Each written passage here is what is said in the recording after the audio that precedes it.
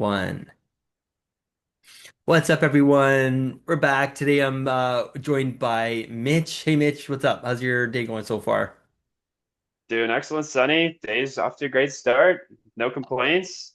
I Good. You haven't seen said, outside yet, but I think it's sunny. yeah, right? You said you're calling in from Colorado, right?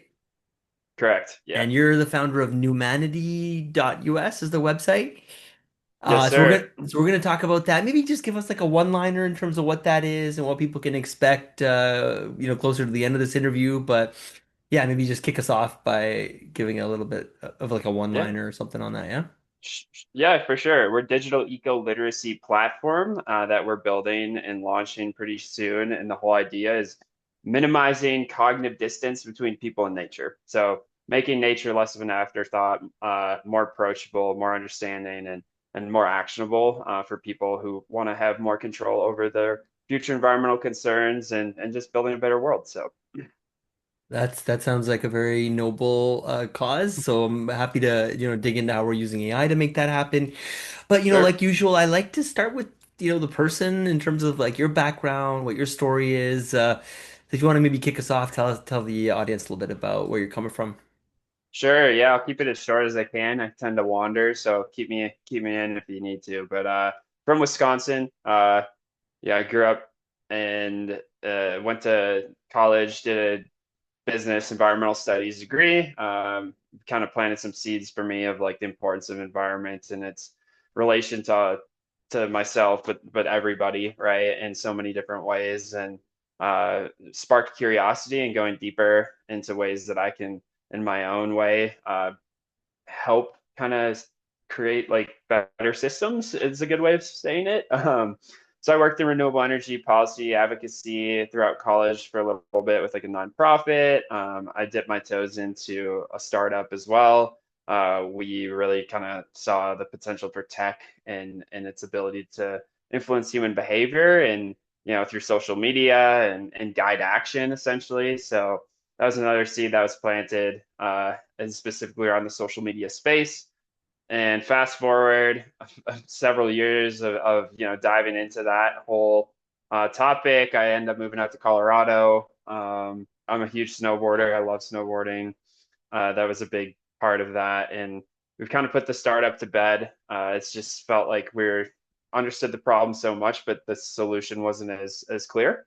And the whole time, I always wanted to merge that with my passion for the environment and seeing this impact that could be generated from bringing humans together and ultimately around more environmental aligned action as a more general way of putting it. And then shortly after, I've worked as a bartender actually in Aspen, Colorado. I coach freestyle snowboarding and have gone off and done other things too. And ended up going to grad school very recently. Finished my master's of environmental management degree with a specific emphasis in environmental psychology as it relates to asking the question of how is it that our lifeline has become an afterthought? My research then really went into creating Numanity, and that's where we're at right now. I've met amazing people in graduate school who became co-founders, and then through them we've built a strong team, and we're building it out from there. So I think that's probably the best quick version of So that. if I'm not mistaken, is it nature meets humanity? Is that where the word humanity comes from? Yeah, pretty much. Yeah, and also new ways of doing things, right? Mm. Yeah. Cool. So take us into, I guess, I mean, it's fascinating because you said you're a snowboarder and it seems like you've got this like deep kind of connection with the nature, even, preceding this company. But what is it that most people are missing? I mean, why are we're all just stuck Hmm. in like TikTok scroll land over here? And if you look at, Yeah. most of our like historical past, we've been, one with nature, yet there's been this kind of like hard divide and but yeah, maybe kind of shed some light on that perspective and what you think most of us are missing out here. Yeah, totally. I think there's a whole mix, right? And it's the way our education system has been put together and designed. It's a touch on that just a little bit is we kind of dive into environmental sciences just a little bit in the United States. There's not a ton of emphasis specifically on, going beyond just the what I consider a little bit more surface oriented concepts, and really lacking this understanding or focus on bringing like it into business, right? Bringing it into the economy, right? Bringing it into public health, right? Because at the end of the day, without a strong, healthy environment, the economy is nothing, right?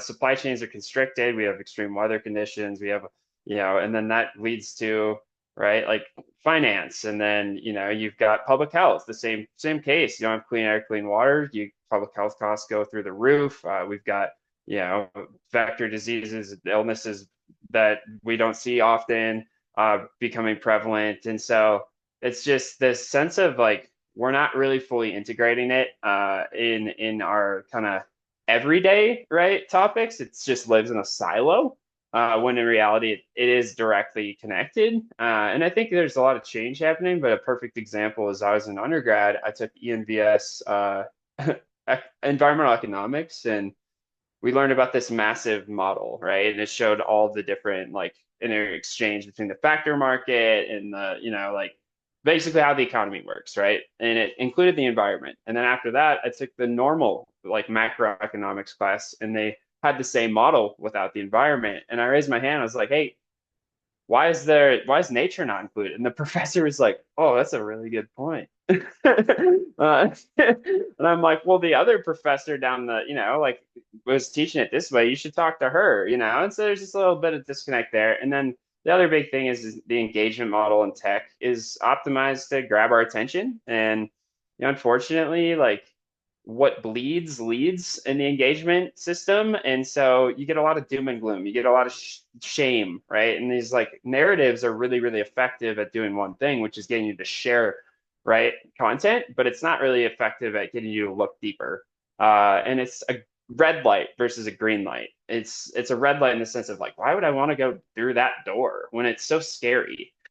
When in reality, there's so much opportunity, there's so much wonder, and there's hundreds of thousands of pathways out there that are related to the environmental world that are just being left out because of that. So I think it's a whole mix, and people are kind of inundated by the sense of like, well, I'm being told how bad things are, what's down the pipeline. It's pretty dang scary. But then also, like, I haven't been really given this understanding of where I fit, how this is related to my job, how this is related, to there's so much opportunity. So that's at the core, I think, what we're going for. Maybe let's dive into the like the kind of the heart of Numanity, right? So to talk us through how you're actually addressing this seemingly ginormous challenge.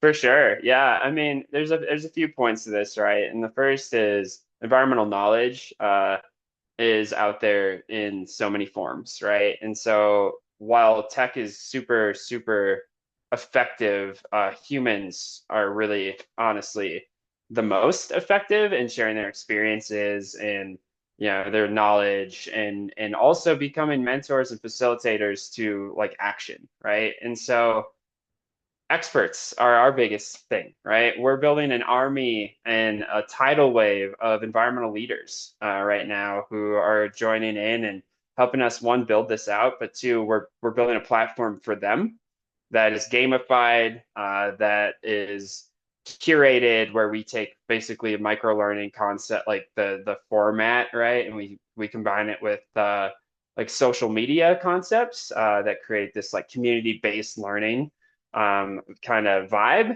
And that's one of the most effective things in the classroom is not just like the curriculum, the content itself, it's the back and forth with the teacher, it's the back and forth with the students, right? So we're facilitating that, and we're partnering with like groups who are in climate communications and with nonprofits, with PhDs. We've got full-on companies, right, who are going to serve as experts to be, not only just the creation of these lessons and this content, but also, facilitators and mentors in this pipeline that we're kind of creating. So at a core is we're building like a super highway, and we're building it for these people who have already spent their whole life, right?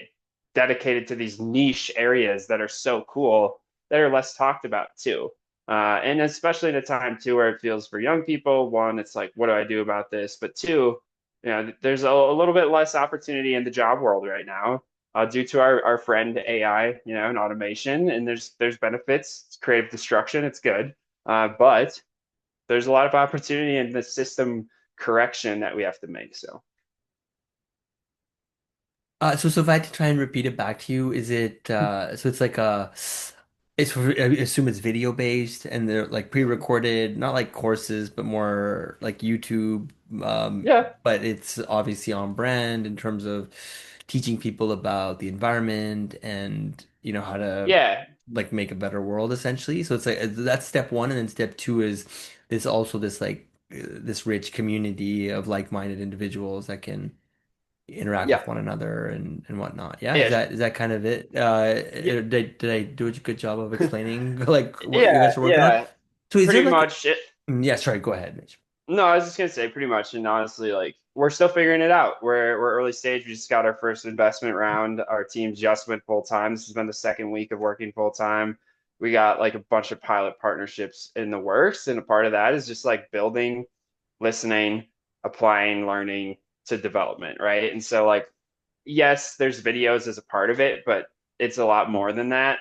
It's way more kind of plug and play. So the experts themselves make the lessons, and it's like we use tech and its flexibility of like all the different things we can do, dropping in quizzes, dropping in things that we don't even want to talk about in this podcast yet. And like personalized field trips, right? Using geolocation services, stuff like that, right? Like we can take this super far. And the way we're building is extremely scalable, but not just for us, but for the experts themselves to just use their teaching style, their voice, and then we give them the kind of the little tools and they plug them in to build their lessons, and then our system gamifies it, curates it, right? And And so on these and so courses forth. are paid, right? Like meaning if I wanted to watch them or as a user, you would pay that. You would pay and then a certain percentage goes to the creator and certain to the company type of thing. Cool.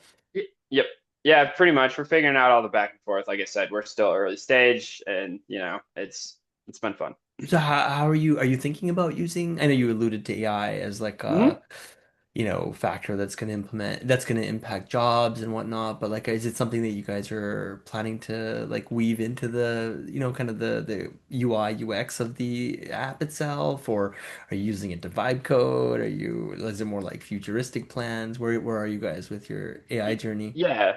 Yeah, definitely. A great question. I mean, as far as like actual development process, we utilize it in the back end and operational context. We utilize it for like, summing up meetings, right? Pulling data from transcripts and things, but then also in the product itself, we have a game plan for it as well, and it's like three main ways, right? And one is the being the expert's kind of right hand person, right? And in the sense of like helping them make more effective lessons. So kind of going back into the quality side of things, and if it's maybe speeding it up, it's things like automating, processes of changing, existing materials they might have into our format, right? And then another big one is what we've, my research and the research we've done around effectiveness of generating real change and activating people is that like messaging used, right? So doom and gloom. There's something called psychological distance, which is a variable that's really, really, really important, which is how close it is to us, like psychologically, right? Whether it's an issue, if it's happening, geographically super far away, we tend to care a little less than if it's in our backyard. But the same thing is like with time, right? So we're going to give them like ways of addressing their messaging and the effectiveness, by kind of like helping them with analytics, right? So we intend to use it in that way as well. And then I think there's a few others that we're open to. Like I said, there's like deep learning algorithms and like AI in the back end of that as well, in the curation process, and is going to be key too. But I think it's really important is like it's like all things that are great. There's trade-offs, right? And so with with some AI. There's serious environmental imprint with like generative AI.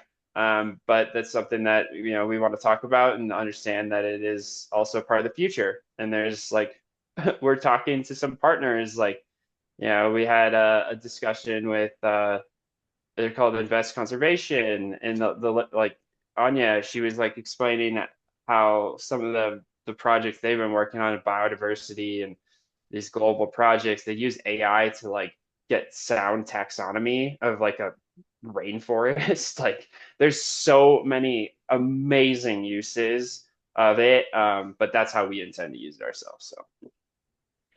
So I mean, on one side, obviously with infinite intelligence, you can imagine like the myriad of ways that you could use this to help the environment. But then you've got this like double-edged sword, right, where we're Mhm. just eating up, nuclear power plants and data centers are just being like run through with all this tech. So how do you kind of like balance like the yin and the yang or whatever, Yep. like the pros and cons of AI in that kind of environment?